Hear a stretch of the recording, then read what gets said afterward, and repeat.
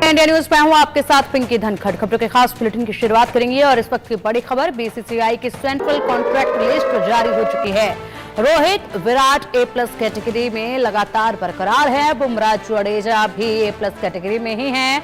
ऋषभ पंत को A category में upgrade किया गया है। केएल राहुल, गिल को भी A कैटेगरी में जगह दी गई है। ये लिस्ट सामने आई है और ऐसे में जो दिग्गज A+ कैटेगरी में पहले से ही थे उनका स्थान जो है वहीं पर पायदान कायम है। और इसी के साथ ऐसे कुछ धुरंधर जिनको A कैटेगरी में जगह दी गई है, इसमें केएल राहुल का नाम है, शुभमन गिल का नाम है, पांड्या का नाम है, जिन्हें A कैटेगरी में जगह दी गई है। बीसीसीआई की ये लिस्ट अब सामने आ चुकी है और ऐसे में ये अपडेट है।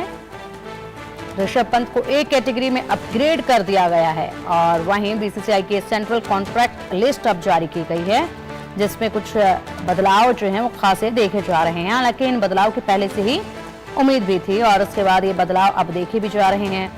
लेकिन फिलहाल बहुत से सवाल अभी हैं कि क्या वाकई में यहाँ पर जो पायदान एक बढ़ाया गया है उसी की उम्मीद थी या उससे ज्यादा बढ़कर कुछ परिणामों का इंतजार जो है वो किया जा रहा था।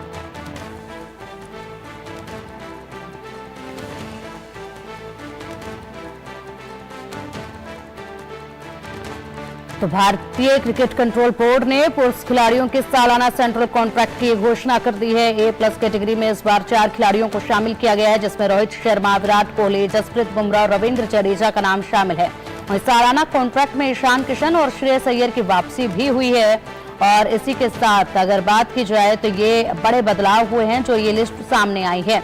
अब चलिए इसी पर अधिक जानकारी के लिए हमारे स्पोर्ट्स एडिटर मनोज जोशी हमारे साथ जुड़ गया है। मनोज जी, बीसीसीआई की ये लिस्ट अब जारी हो चुकी है, सेंट्रल कॉन्ट्रैक्ट लिस्ट, इसमें खासे बदलाव जो है वो देखे जा रहे हैं। क्या इसी तरह के बदलाव की उम्मीद थी? क्या कुछ कहेंगे, जरा विस्तार से इस लिस्ट के बारे में बताइएगा। देखिए, यहाँ जो सेंट्रल कॉन्ट्रैक्ट है उसमें रोहित शर्मा और विराट कोहली दोनों के नाम जो है A+ कैटेगरी में हैं, जबकि नियमानुसार तो कायदे से, क्योंकि अब ये T20 क्रिकेट से रिटायर हो चुके हैं, छोड़ चुके हैं T20 क्रिकेट दोनों, और जडेजा भी छोड़ चुके हैं, उसके बावजूद A+ पर हैं। तो इसका मतलब ये है कि बीसीसीआई ने थोड़ी रियायत दी है इस मामले में इनको, और इनको यथावत उसी स्थिति में बहाल रखा है। और दूसरी बात यह है कि जो सबसे बड़ी टॉकिंग पॉइंट है वो है श्रेयस अय्यर और ईशान किशन का दोबारा जो है टीम इंडिया के साथ यानी सेंट्रल कॉन्ट्रैक्ट में जुड़ना। क्योंकि श्रेयस अय्यर देखें तो उन्होंने बहुत उम्दा प्रदर्शन किया, चैंपियंस ट्रॉफी में भारत की तरफ से सबसे अधिक रन बनाए। ईशान किशन, जिन पर यह आरोप लगा था कि साउथ अफ्रीका के दौरे से बीच में से लौट आए थे, लेकिन उसके बावजूद वो डोमेस्टिक क्रिकेट में खेले। इन पर यही आरोप था कि डोमेस्टिक क्रिकेट खेलने से बच रहे हैं, लेकिन दोनों ने डोमेस्टिक क्रिकेट खेला और सेंट्रल कॉन्ट्रैक्ट में आए। उसके अलावा जो नए युवा खिलाड़ी हैं जिनको इस कॉन्ट्रैक्ट में शामिल किया गया, अभिषेक शर्मा है जो दुनिया के नंबर 2 खिलाड़ी हैं T20 क्रिकेट का, जहां तक सवाल है ट्रेविस हेड के बाद, और उसके बाद वरुण चक्रवर्ती जो T20 क्रिकेट में भारत की उम्मीदों के केंद्र थे, काफी उम्दा उनकी गेंदबाजी थी, उनको जो है कॉन्ट्रैक्ट में C कैटेगरी में शामिल किया गया है। और उसके अलावा आकाशदीप जो कि जो बॉर्डर गावस्कर ट्रॉफी थी वहां पर उन्होंने शानदार गेंदबाजी की और मोहम्मद शमी की कमी की काफी हद तक भरपाई की अच्छी सीम बॉलिंग से।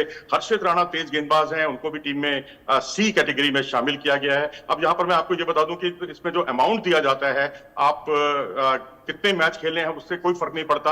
आपको सालाना कॉन्ट्रैक्ट जो है बीसीसीआई के साथ इन 4 खिलाड़ियों का, रोहित, विराट, बुमराह और जडेजा, इनका ये A+ कैटेगरी में इनको 7 करोड़ रुपया मिलेगा। और जो सिराज, राहुल, केएल राहुल, शुभमन गिल, हार्दिक पांड्या, शमी और पंत, इनको 5 करोड़ रुपया मिलेगा। सूर्य कुमार यादव, कुलदीप यादव, अक्षर पटेल, यशस्वी जायसवाल और श्रेयस अय्यर को 3 करोड़ रुपया मिलेगा। और बाकी जो अन्य खिलाड़ियों के नाम जो है पूरी सूची में कुल मिलाकर 33 खिलाड़ी हैं, उनको जो है 1 करोड़ रुपया जो है सेंट्रल कॉन्ट्रैक्ट का मिलेगा। बिल्कुल, वाकई में जो ये ग्रेड A में 6 प्लेयर्स को शामिल किया गया है, इसके बाद आपने बखूबी बता दिया है किस तरीके से अब यहाँ पर राशि जो है इस कैटेगरी के अकॉर्डिंग सालाना दी जाएगी। लेकिन ये जो 6 प्लेयर्स ग्रेड A में शामिल किए गए हैं, इनमें जो नाम है मोहम्मद सिराज, केएल राहुल, शुभमन गिल, हार्दिक पांड्या, मोहम्मद शमी और ऋषभ पंत, इनके नाम इसमें शामिल हैं। ग्रेड A में बीसीसीआई ने 6 प्लेयर्स को शामिल किया है। इनके परफॉर्मेंस को देखते हुए क्या कुछ और विचार भी जो है आ रहे थे, क्या और अनुमान भी इस लिस्ट को लेकर लगाए जा रहे थे क्या? देखिए, A+ कैटेगरी है इससे ऊपर, जिसमें रोहित, विराट, बुमराह और जडेजा है। और क्योंकि आपका तीनों फॉर्मेट में खेलना अनिवार्य होता है, लेकिन इस बार बोर्ड ने थोड़ा सा लचीला रुख अख्तियार किया, जिसमें रोहित, विराट और जडेजा के सेंट्रल कॉन्ट्रैक्ट में A+ को बहाल रखा गया, जैसा कि आपने ए कैटेगरी का जिक्र किया, सिराज, केएल राहुल, गिल, हार्दिक, शमी, पंत, इसमें शमी का थोड़ा सा एक ए कैटेगरी में रहना चौंकाता है, क्योंकि अब वो एक ही फॉर्मेट खेलते हैं और नियमित टीम के सदस्य भी नहीं है, थोड़ी इंजरी वाली प्रॉब्लम भी है उनके साथ। तो अब उनका जो है ए कैटेगरी में रहना और श्रेयस अय्यर का बी कैटेगरी में रहना, ये कई तरह के सवाल खड़े करता है, क्योंकि श्रेयस अय्यर आज भारत की उम्मीदों के केंद्र हैं। विराट और रोहित चैंपियंस ट्रॉफी में जितने रन उन्होंने बनाए, उनसे ज्यादा रन तो इन्होंने ही बना लिए श्रेयस अय्यर ने। ऐसे ओडीआई वर्ल्ड कप याद कीजिए, जब विराट कोहली के बाद सबसे ज्यादा रन श्रेयस अय्यर के थे। उनको जो है यहाँ पर बी कैटेगरी में रखना, ये थोड़ा सा चौंकाता है। मैं समझता हूँ वो ए कैटेगरी में होने चाहिए थे, क्योंकि उनके परफॉर्मेंस में निरंतरता है। और बाकी रही बात शमी की, ठीक है, हम देखिए व्यक्तिगत तौर पर तो कोई शमी के साथ हमारी कोई दुश्मनी नहीं है, लेकिन शमी यहाँ पर सी कैटेगरी में मेरे ख्याल से होने चाहिए थे। बाकी जो सी कैटेगरी में कई युवा खिलाड़ियों को, चाहे वो हर्षित राणा हो, चाहे वो आकाशदीप हो, अभिषेक शर्मा हो, इनको शामिल किया गया, नीतीश रेड्डी को शामिल किया गया, ईशान किशन को शामिल किया गया, वो स्वागत योग्य है, क्योंकि ईशान किशन तो पहले भी सेंट्रल कॉन्ट्रैक्ट में थे और उनको अनुशासनहीनता की सजा मिली और अब वापस उनको शामिल किया गया है इस कैटेगरी। ठीक है मनोज जी, बहुत बहुत शुक्रिया आपका इन तमाम जानकारियों के लिए।